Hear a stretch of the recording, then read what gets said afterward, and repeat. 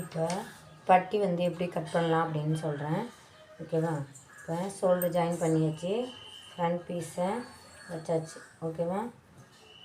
சைடில் up and down இல்லாமல் வச்சுட்டு, இப்போ இந்த பட்டி பீஸை வந்து 2 பீஸ் வச்சுருக்கேன், 2 சைடுக்கு வேணும் அப்படிங்கிறதுனால.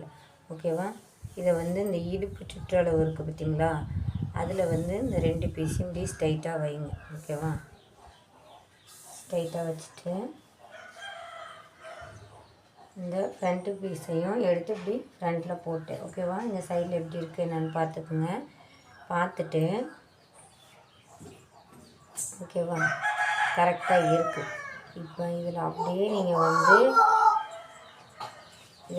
வந்து கோடு வந்து தேய்ச்சிக்கோங்க, எவ்வளோ தேவை அப்படிங்கிறது. ஓகேவா? இந்த அளவு வருதா?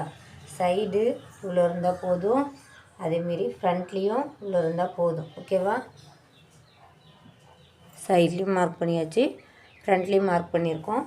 இதுதான் பட்டியோட நம்மளுக்கு ரெடி அளவு. ஓகேவா? ஆனால் நம்மளுக்கு தையலுக்கும் துணி வேணும், அதனால் மேலே ஒரு 1/2 இன்ச் அளவுக்கு மார்க் பண்ணிக்கணும். ஓகேவா?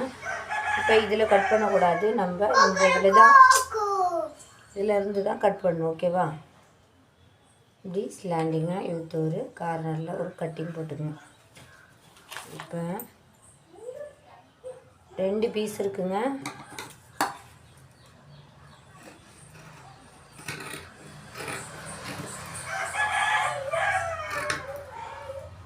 துணி உள்ள பட்டிக்கு நிறைய துணி கொடுத்துருக்கனால கட் பண்ண முடியல. ஓகேவா? இப்போ மேலே நம்ம தையலுக்கு எவ்வளோ தூரம் விட்டுருக்கோமோ அதிலேருந்து தான் நீங்கள் அந்த இதில் தான் நீங்கள் வந்து கட் பண்ணணும். ஓகேவா?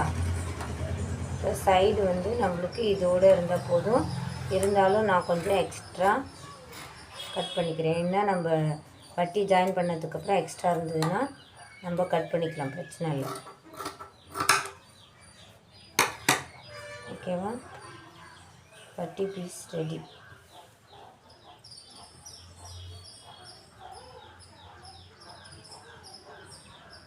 ஈஸியாக கட் பண்ணிடலாம்.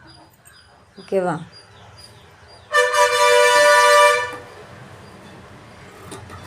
இதில் நீங்கள் வந்து ஜாயின் பண்ணிவிட்டு பாருங்கள், அப் அண்ட் டவுன் வருதா, சைடு என்னன்னு பார்த்துட்டு நீங்கள் அப்புறமேட்டுக்கு சைடு தையல் போடுங்க. ஓகேவா?